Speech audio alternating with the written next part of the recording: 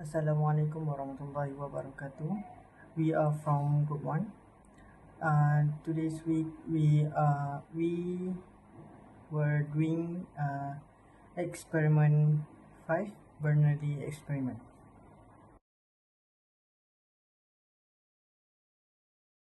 Bernoulli's principle in fluid dynamics describes the relationship among pressure, velocity, and elevation in a moving fluid, whether liquid or gas, assuming negligible compressibility and viscosity at a steady laminar flow.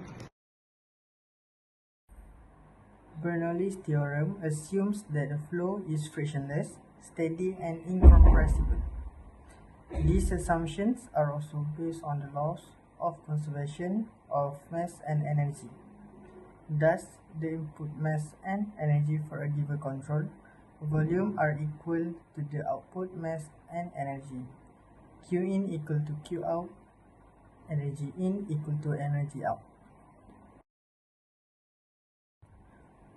Those two laws and the definition of work and pressure are the basis for Bernoulli's experiment.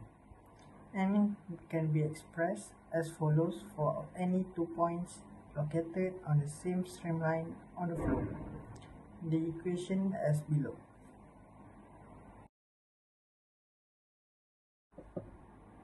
The hydrostatic pressure along the flow is measured by manometers tapped into the duct. The pressure head H thus is calculated as H equal to pressure over rho G. Therefore, Bernoulli's equation for the test section can be written as below.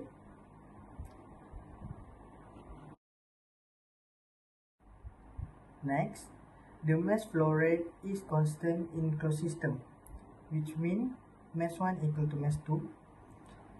So mass equal to V times with rho. Then because it in the closed system, so V1 equal to V2, V1 times with rho equal to V2 times with rho. So we get volume 1 equal to volume 2. So the volume is area times with velocity.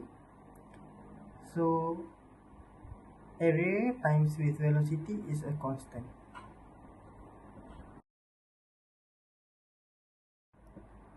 Moreover, velocity profile in the Venturi nozzle. Venturi nozzle has 6 measure points. The table shows the standardized reference velocity, which is determined by the geometry of the Venturi nozzle.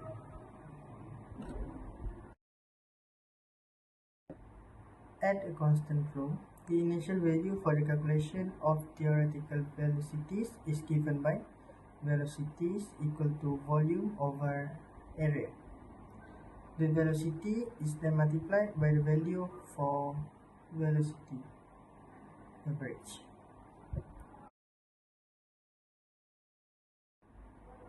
Next, for the calculations of dynamic water column height dynamic equal to height total minus height static.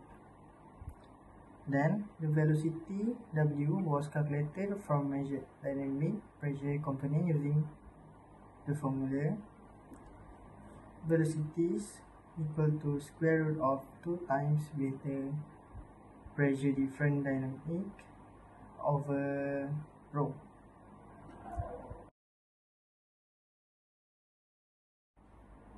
Next, how to determine the flow coefficient. The Venturi nozzle is also used for flow measurement. The pressure losses that occur are lower than the orifice measurement. The pressure difference P2 minus P1 between the inlet and the narrowest diameter of the nozzle is used as a measure of the flow. That can be determined by below formula.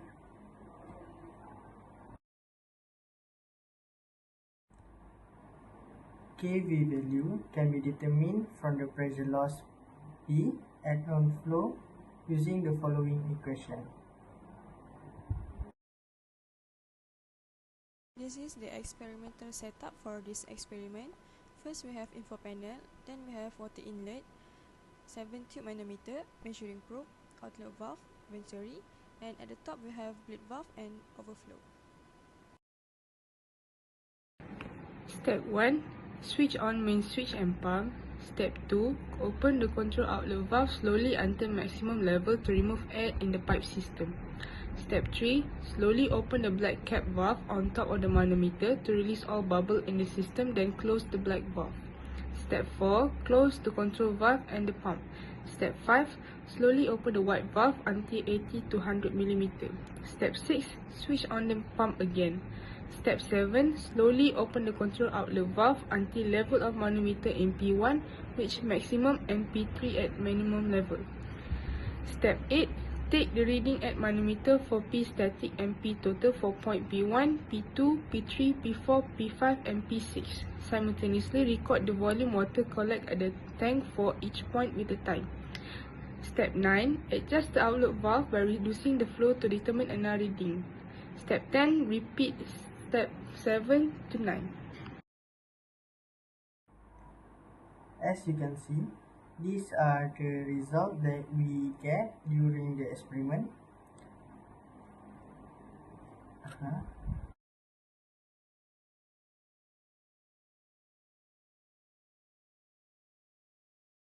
Safety procedure. First, before starting the experiment, make sure the trapped bubbles are removed from the manometer tubes. To get accurate data by opening the black cap valve to allow fluid and trapped air to escape. Second, the valve must be controlled carefully to maintain the constant values of the pressure difference, as it is quite difficult to control. Third, when taking the reading at manometer, the eye position of the observer must be parallel to the water meniscus to avoid parallax error. Fourth, when taking the reading at the manometer, the timekeeper must be alert to the rising water volume to avoid error. Fifth, the experiment should be repeated several times to get average values. Lastly, the valve should be controlled slowly to maintain the pressure difference. Now we move to the discussion. First, calculate the fluid flow velocity in the venturi nozzle at different points. So to calculate the fluid flow velocity, we use the formula W equals to V over A, which is velocity over area. Velocity is also equal to QSCT, which is flow rate. These are all the table that we have calculated is velocity for each point. As you can see, the area at point 3 is the smallest and the velocity at point 3 is the highest.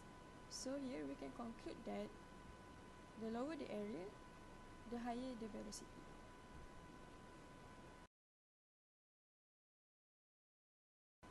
The second discussion is calculate and discuss the static, total and dynamic heat distribution along the venturi nozzle. So here's all the graph that we have generated from the data we get from the experiment.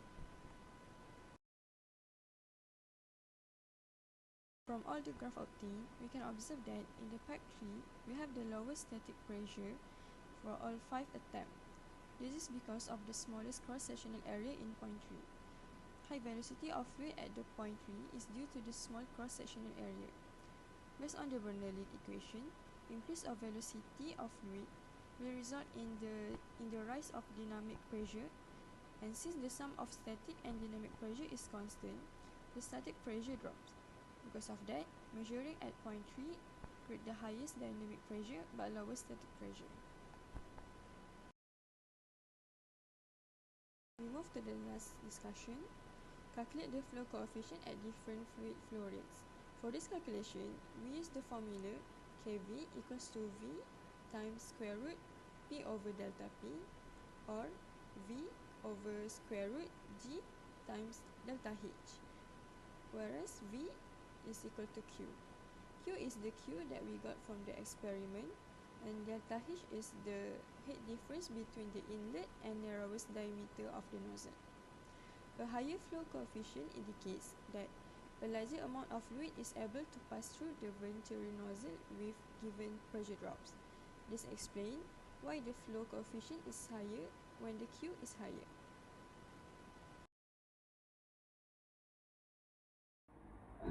Conclusion. The objectives of this experiment is to observe how the pressure changes with varying fluid velocity and to understand energy conservation in a fluid flow. The flow varies from 0.25, 0.22, 0.19 and 0.17 respectively. The variation occurs due to the difference of pressure experienced by the venturi. When the velocity of the flow rate increases, the pressure in the fluid will decrease. By that, it can be said that the measurement being used is based and obey the Bernoulli's principle. Based on this experiment, there are a few ways to improve the experiment and obtain the best result. Firstly, we need to read the measurement at the level of fluid meniscus to avoid misinterpretation. This will minimize the angle at which you view the scale on the millimeter. Other than that, before we run the experiment, we need to study and understand experiment step-by-step procedure so that we can run the experiment smoothly without wasting the time that been scheduled.